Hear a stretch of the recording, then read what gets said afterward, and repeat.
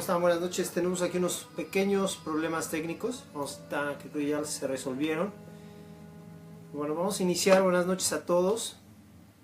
Por ahí lo prometí, es deuda. Hoy tenemos un en vivo con su servidor Carlos Vázquez, psicólogo deportivo. Y la finalidad de esto es pues empezar a resolver algunas cuestiones que es muy común que nos pregunten como psicólogos, resolver dudas, como por ahí decía el post, resolver dudas, aclarar, dar algunas sugerencias, ideas de trabajo.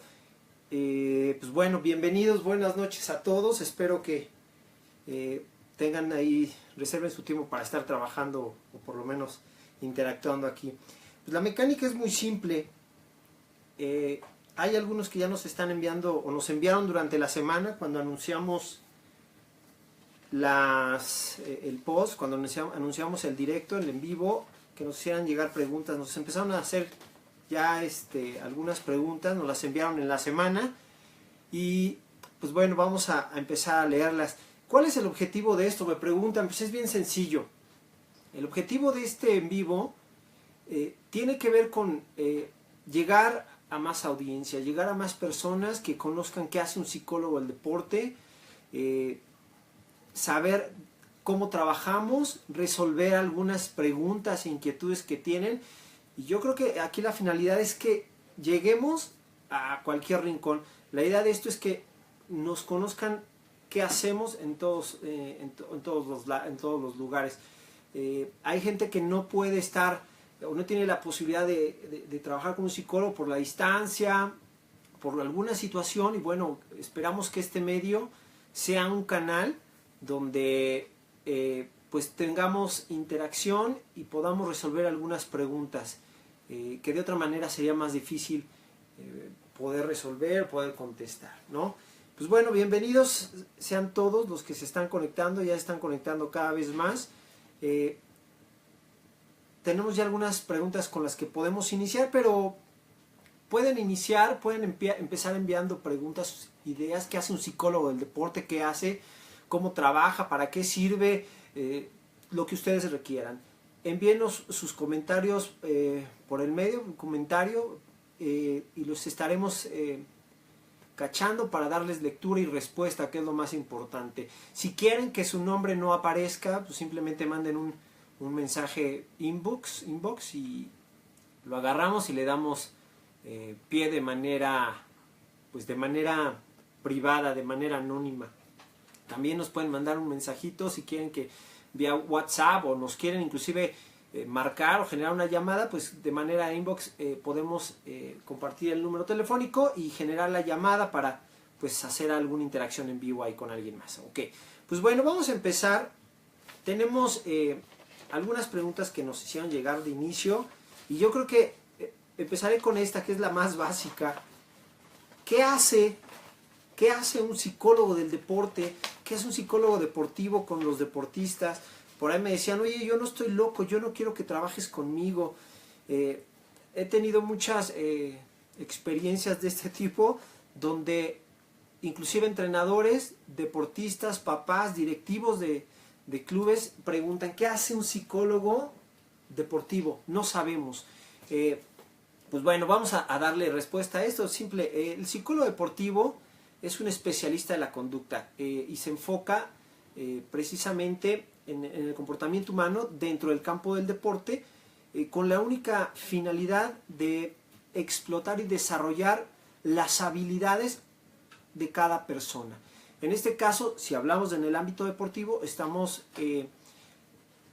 encaminándolos a que explotemos y desarrollemos todas las habilidades que este deportista puede tener. Y estamos hablando de habilidades como autocontrol, trabajo de atención, trabajo de concentración, trabajo en equipo, en fin, cualquier habilidad que la persona pueda tener en el ámbito deportivo. Simplemente lo que hacemos es, en pocas palabras, incrementar las habilidades deportivas, emocionales de los deportistas, o en el ámbito deportivo, diría yo.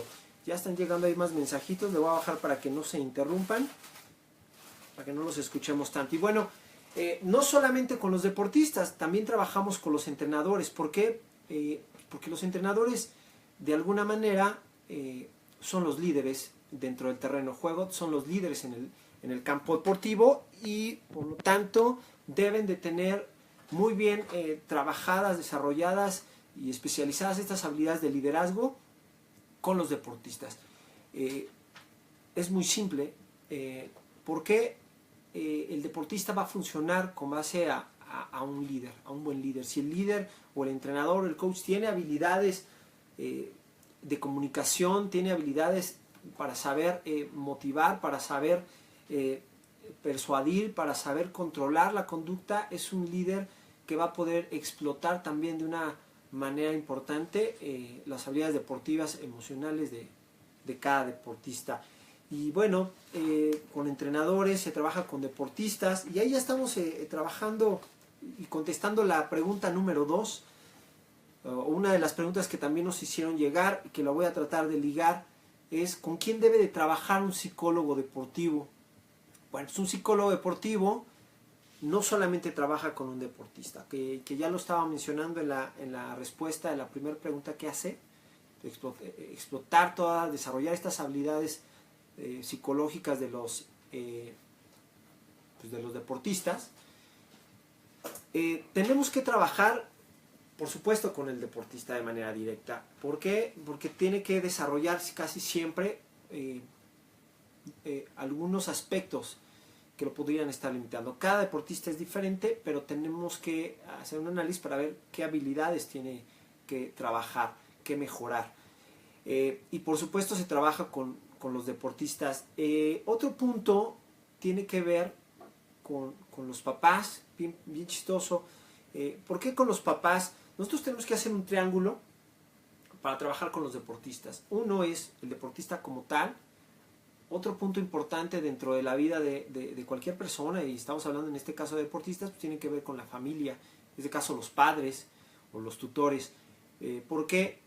Porque de ellos prácticamente se va a transferir lo que pues, es una educación en casa. Estos valores, inclusive estas fortalezas emocionales que de pronto se dan en el deporte, tenemos que empezar a trabajar porque de alguna manera el papá, en un afán de poder ayudar o querer ayudar a su hijo o a su deportista, pues no necesariamente hace siempre lo mejor. Entonces con los papás también tenemos que estar trabajando de manera importante. ¿Qué más? Tenemos otro de los aspectos con quienes trabajamos de manera integral, el deportista, pues son los entrenadores. Entonces, cuando nosotros hablamos de este triángulo, estamos hablando del deportista, estamos hablando de entrenadores, estamos hablando de papás, y en el caso de los entrenadores ya lo tocaba un poquito en la primera respuesta. Trabajar con el entrenador para desarrollarle y permitirle desarrollar estas habilidades. Bueno, ahí están llegando más preguntas, y bueno, aquí que espero haber respondido. ¿Con quién trabajamos en realidad? Pues trabajamos con 3 básicamente, inclusive entrenador, deportista, familia, inclusive a veces con el staff que involucra al deportista. Si hay médicos, también tenemos que muchas veces trabajar con ellos, utileros, la gente que les ayuda. Todos debemos de estar en un mismo canal para ayudarle de la mejor manera a un deportista. Y aquí nos están mandando ya algunos otros comentarios, los estamos viendo. Bien, si bien, vamos a irle dando lectura una por una. Bueno, pues ahí me están mandando una felicitación. Bueno, Vero Babe, muchas felicidades, saludos a Vero. Y también nos está haciendo una pregunta: ¿cuál es la postura ante un resultado que no se esperaba? Perder, no pasar a la siguiente ronda. ¿Cuál es la propuesta? ¿Cuál es la postura?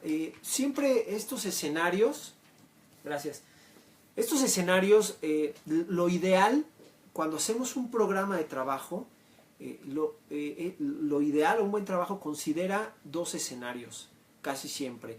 el escenario ideal, el escenario donde todo va a funcionar como lo estamos esperando, y un escenario alterno o diferentes escenarios alternos. ¿Cuáles son esos diferentes escenarios alternos? Que son precisamente estos otros momentos, otras situaciones que no estamos esperando.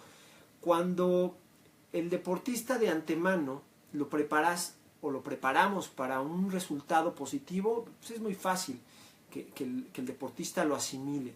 Pero cuando no lo preparas a un resultado que puede ser adverso, en el momento en que lo vive y no lo esperaba, o no lo quería esperar, lo común es que veamos estas conductas de frustración, estas conductas de enojo, precisamente porque no las anticipamos. ¿Cuál es lo ideal y cuál es la postura? Pues no siempre trabajar en una manera de prevención. ¿Por qué?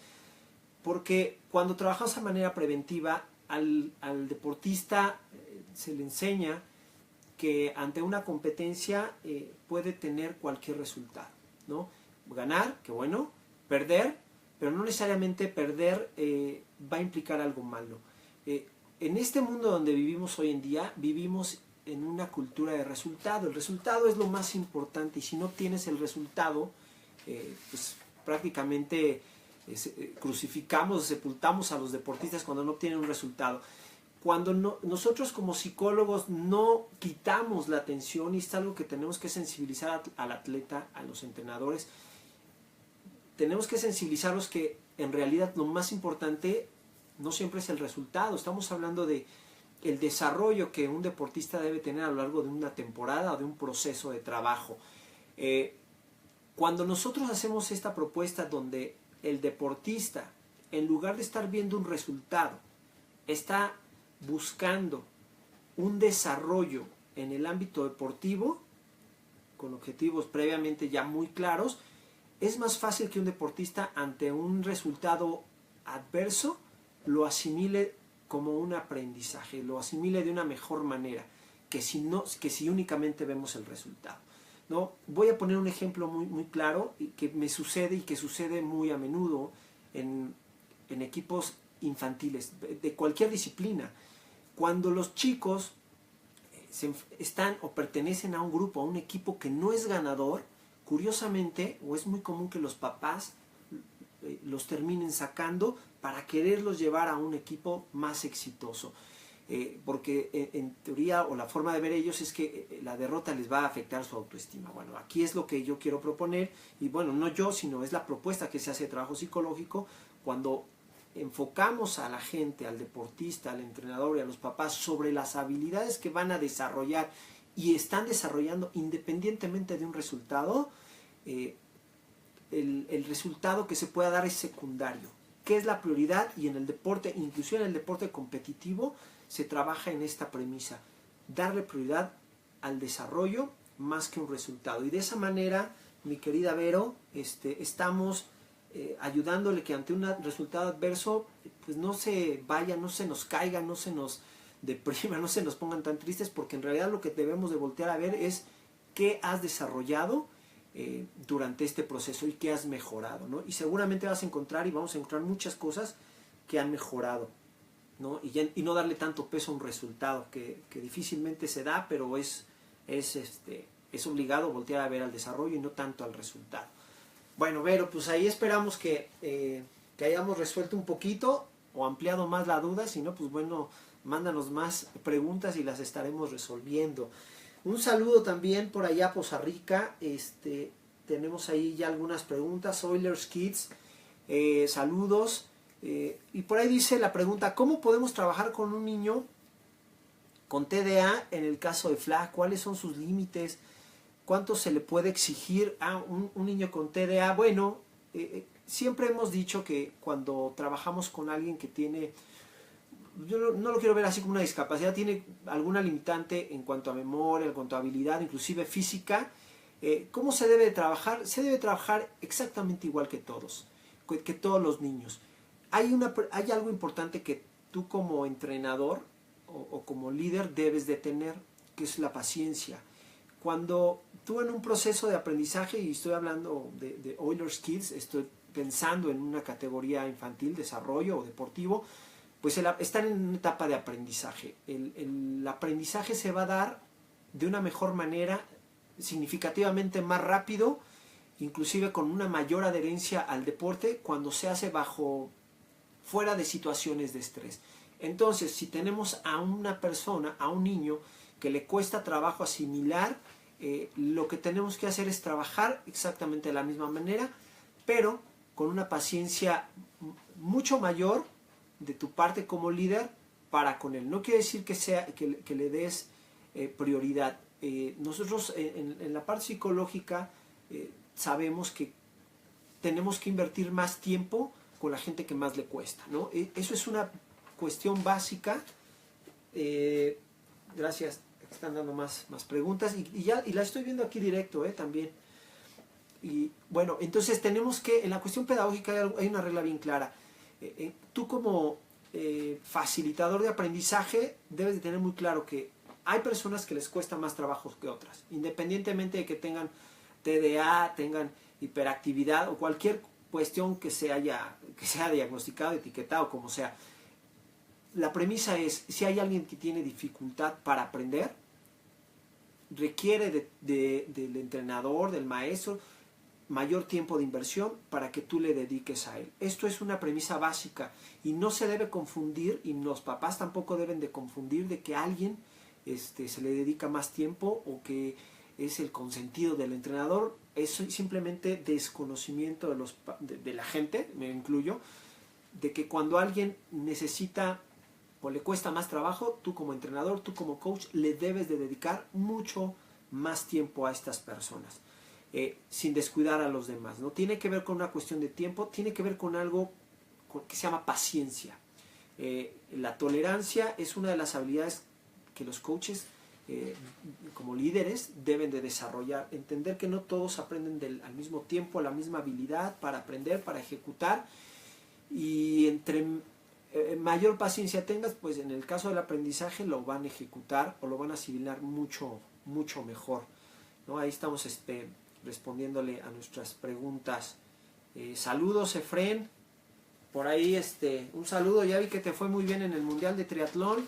Muchas felicidades, Efren Leandro. Ahí un gran amigo. Un saludo a Efren. Tenemos más preguntas. Bueno, dice Abner, ¿desde qué perspectiva o marco teórico abordas la psicología del deporte y cuáles son sus alcances y limitaciones? Bueno, el marco es muy sencillo, ¿no? Yo tengo una formación cognitivo-conductual. Abordamos un marco teórico cognitivo que tiene que ver con lo que son los pensamientos, las emociones, las ideas, todo lo que es el cerebro de alguna manera, lo que procesa el cerebro, y conductual, que es lo que podemos observar como comportamiento, como conducta. Esto es nuestro marco teórico o la formación que como psicólogo al menos yo tengo, ¿no? Desde la licenciatura. Y aquí voy a abordar un poquito con una pregunta que me hicieron llegar en la semana. ¿Cómo se prepara uno para ser psicólogo deportivo? Bueno, pues hay que tener la licenciatura obligado en psicología. O sea, no hay forma de poder ser psicólogo deportivo sin haber estudiado una licenciatura en psicología. Posteriormente de la licenciatura en psicología, pues tienes que tomar como cualquier disciplina universitaria algún camino. En mi caso, hacer una certificación, hacer diplomado en psicología del deporte, en su momento de la actividad física del deporte, una certificación por allá de España en psicología del alto rendimiento. Entonces, la formación pues es una maestría, que ahora abundan muchas en línea, doctorados, bueno, en fin, pero la base tiene que ver con una licenciatura en psicología del deporte. Y esto es bien importante comentarlo, Abner. ¿Por qué?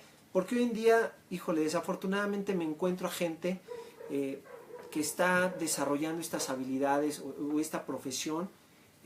Híjole, pues me da pena decirlo, pero pues ni siquiera pues no tienen la formación de licenciados en psicología. Y bueno, esto es peligroso. Esto es complicado porque no puedes ejecutar o actuar profesionalmente pues con una formación que no tienes. Ese es un poquito el marco teórico, cognitivo-conductual, respondiendo a tu pregunta. Y también me dicen que cuáles son los alcances y las limitaciones de esta disciplina. Bueno, ¿cuáles son los alcances y las limitaciones? Fíjate que la psicología del deporte, el otro día estaba leyendo un punto con unos entrenadores de Europa y nos ponen un gran reto, porque ellos comentan, estaba yo hablando de unos entrenadores de la Liga Premier de Fútbol Soccer, la liga inglesa, y ellos comentaban algo muy interesante, que en términos de desarrollo deportivo, estamos hablando de la parte técnica, la parte física, nutrición, medicina, la ciencia ha avanzado enormemente.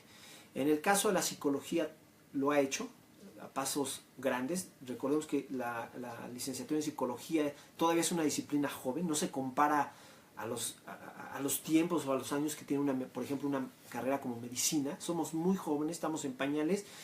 Y él nos pone ese reto precisamente, algunos entrenadores ahí de Europa nos decían que la psicología tiene mucho todavía que deber.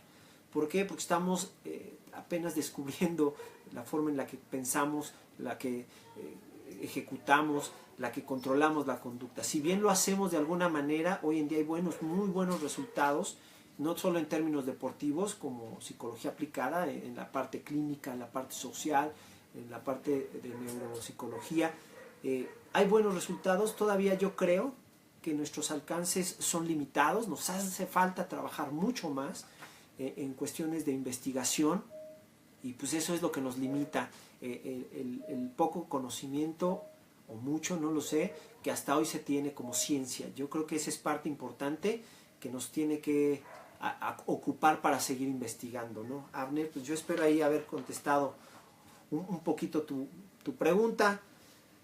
¿Cuáles consideras, ahí no está, esto es un anónimo, parece, cuáles consideras que son las mayores dificultades y cómo resolverlas, ya sean con entrenadores de deportistas y padres de familia? Bueno, las principales dificultades que yo al menos me he encontrado ya en 17 años de estar trabajando en esto, tiene que ver con la poca información que tienen. De hecho, el tener esta actividad, el tener este en vivo, este espacio para responder a preguntas, tiene que ver con esto. A lo mejor me tardé mucho, pero tiene que ver con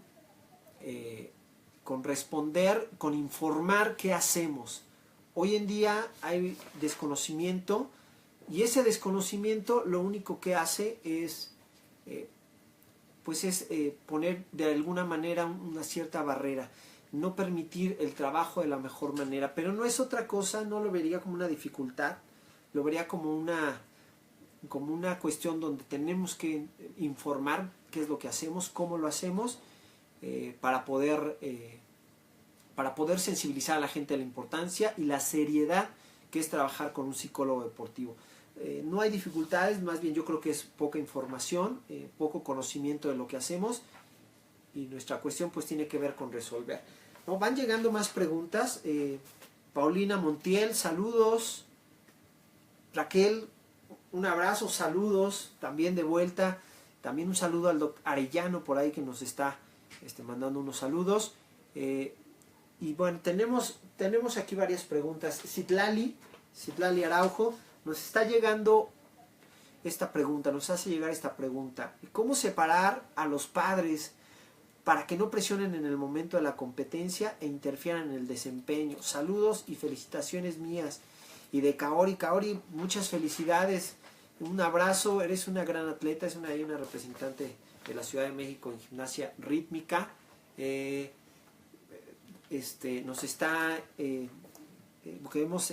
tuve oportunidad de conocer, inclusive de encontrarme en algunas charlas.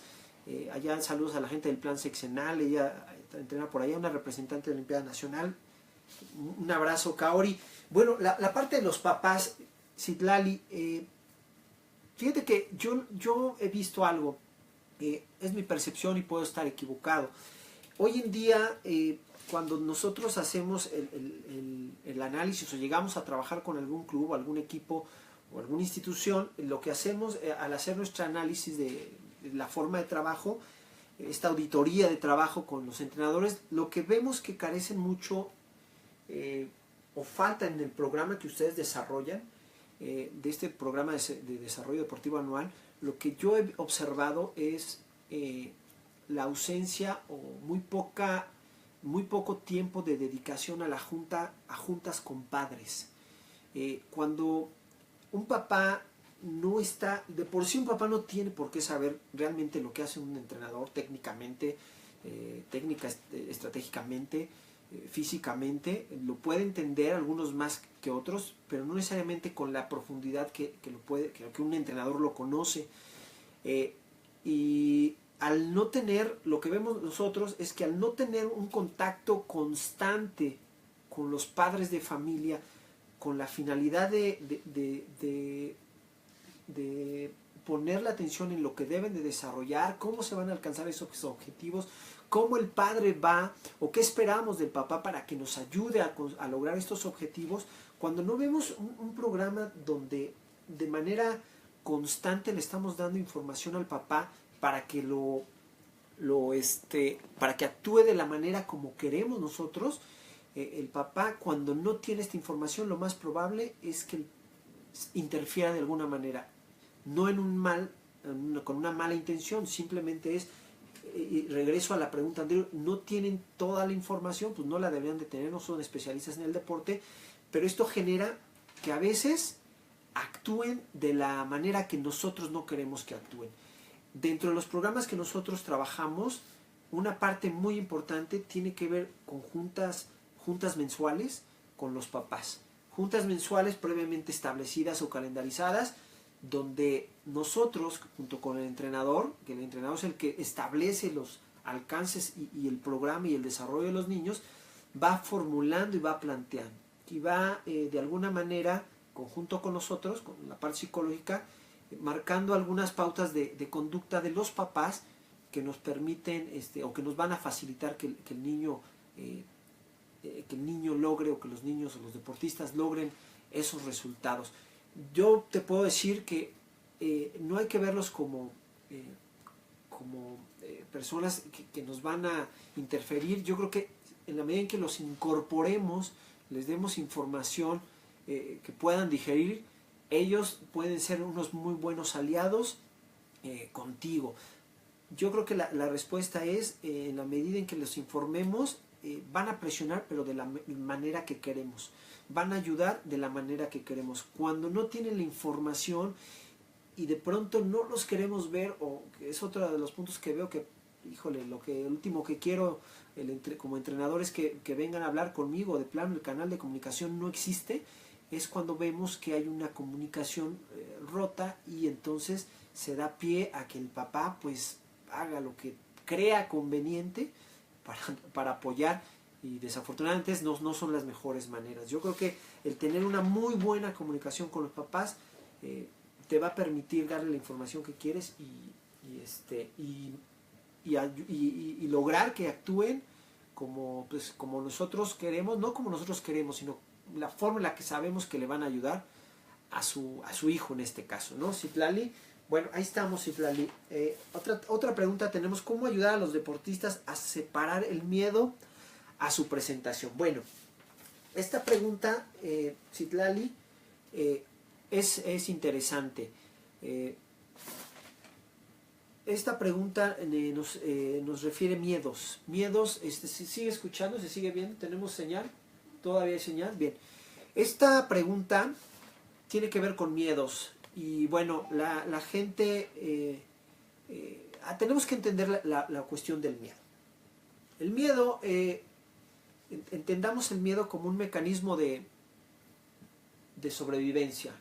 El miedo es una emoción que anticipa algunas cuestiones y le da al deportista esta visión de que algo, de que corre peligro. En pocas palabras, el miedo tiene una función muy importante en el ser humano, no digo en el deportista, en el ser humano, y es la de mantenerlo vivo, es la de supervivencia, es la de hacerle frente a una situación saliendo lo mejor librado posible.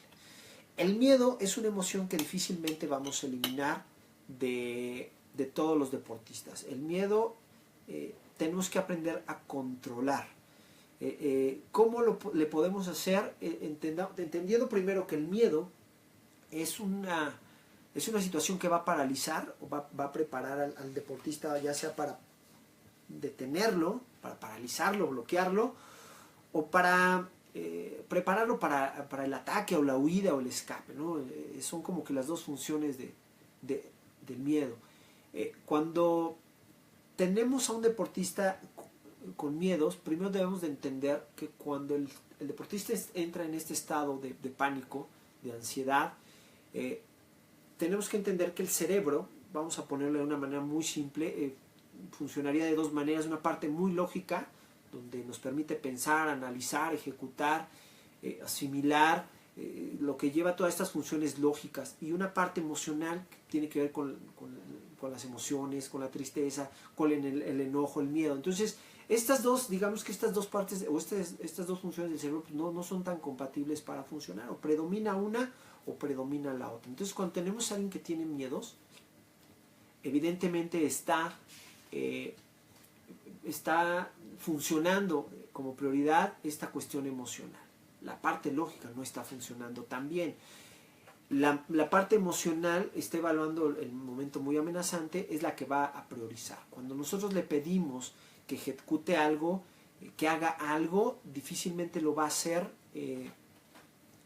de una manera muy lógica, de una manera como si lo estuviera haciendo en un entrenamiento. En un entrenamiento no hay presión, la parte emocional no está presente, no hay miedos. Entonces la parte lógica o automatizada que muchas veces ya los deportistas tienen en sus movimientos funciona sin ningún problema. El problema es que al presentar el miedo bloquea esta otra parte del cerebro que lo lleva a ejecutar de manera automática o de manera lógica. Entonces hay un bloqueo. Entendamos primero que cuando tenemos una situación de miedo es porque el atleta, el deportista aún no sabe regular esta cuestión emocional para darle prioridad a una cuestión lógica, ¿no? Tenemos que ayudarle a regresar a esta parte lógica como algo que yo recomiendo mucho a los entrenadores es cuando vemos un estado de bloqueo, es retirar al deportista, bajarlo si es que no tiene las habilidades para ayudarle a superar estos miedos, bajarlos para que nos explique un poquito qué es lo que está pasando en término verbal. ¿Qué hacemos con esto? Pues que echa a andar un poquito la parte lógica, la parte del vocabulario. El retirarlo del estímulo que le genera ansiedad o miedos, pues va a reducir que la parte emocional baje un poquito. Siempre es importante en los miedos ayudarles a preguntarles cómo les podemos ayudar. Algo que veo es cuando hay miedos, los obligamos, les pedimos que hagan frente, les decimos que solamente así se van a enfrentar al miedo y casi los aventamos. No es la mejor manera. Hay algunos que te van a funcionar, pero no todos te van a funcionar con miedo de la mejor manera. El trabajo con el miedo es muy especializado. ¿Por qué? Porque tenemos que ir enseñándole al deportista de manera gradual cómo ir haciéndole frente a estas situaciones que le van generando miedo. Y tiene que ver con un tratamiento, un trabajo gradual donde lo vas aproximando cada vez más conforme él también va sintiendo o va mostrando esta habilidad de control, lo vas exponiendo cada vez más y más a esta situación de miedos, ¿no? Tiene que ver con un trabajo previo de exposición. Ahí está la clave. En los programas de gimnasia, que son muy comunes los miedos, los deportistas entrenan muy bien, pero a la hora de la competencia a veces fallan o les da el pánico y no se mueven. Tenemos que tener como entrenadores, ustedes saben muy bien cómo en una fase precompetitiva empezarlos a exponer de manera gradual a situaciones donde sabes que va a llegar un momento donde no va a poderse mover por el miedo que tiene. Entonces es muy común hacer este programa con exposiciones graduales, donde sí le implica una cierta ansiedad, pero sabe que va a poder ir avanzando. Es la exposición gradual, cuidadosa, es la que permite que un deportista vaya afrontando los miedos de la mejor manera. Ponerlo encima del miedo y quererlo que afronte no es la mejor manera, porque no le estás permitiendo al cerebro funcionar o adaptarse. Todo cerebro tiene esta capacidad de adaptación y si lo hacemos de manera exposición y gradual lo vas a lograr muy bien. Si lo haces de un jalón no lo vas a lograr, no le vas a estar ayudando mucho a tu deportista, que pues es muy sensible, que alguien que presenta miedos pues es muy sensible, ¿no? Entonces ahí también me preguntan que si un miedo, que porque un miedo que una vez se ha superado, después puede regresar. Bueno, en la cuestión de los miedos, cuando nosotros aprendemos a controlar el miedo, de alguna manera esta información que en algún momento nos generó ansiedad o pánico, pues se queda almacenada en el cerebro, no se olvida en realidad. La controlamos y pues la tenemos ahí almacenada. Y basta con que el cerebro de pronto en una nueva situación recuerde o asocie algo del evento, de la situación, del momento, y le recuerde la sensación que en algún momento le dio miedo, con eso basta para que el miedo vuelva a regresar. Y esto es importante saber porque a veces presentamos y tenemos a niñas con muy buenas ejecuciones, y voy a hablar por ejemplo de la gimnasia, tienen muy buen desarrollo, algo les dio miedo, lo pudieron superar y de pronto después de unos meses que ya lo tenían perfectamente establecido, de pronto, ¡pum!, hay un retroceso y otra vez hay miedos. Y bueno, nos jalamos ahí los entrenadores de los cabellos y nos enojamos, le gritamos. Hay un retroceso. Algo hice dentro del entorno competitivo, algo hizo la niña, algo hice yo en el entorno, en el aparato, en mi forma de gritar, en mi forma de comunicarme, que el cerebro de la niña recordó el momento anterior de miedos y dispara nuevamente una sensación. El miedo es así, hoy en día es un misterio, sigue siendo un misterio, sin embargo hay forma de poderlo irlo controlar. Pero sí, basta con un recuerdo para que nuevamente el miedo se presente como en una primera ocasión o a veces peor, ¿no? Entonces, como líderes, como entrenadores, es bien importante saber manejar esta situación.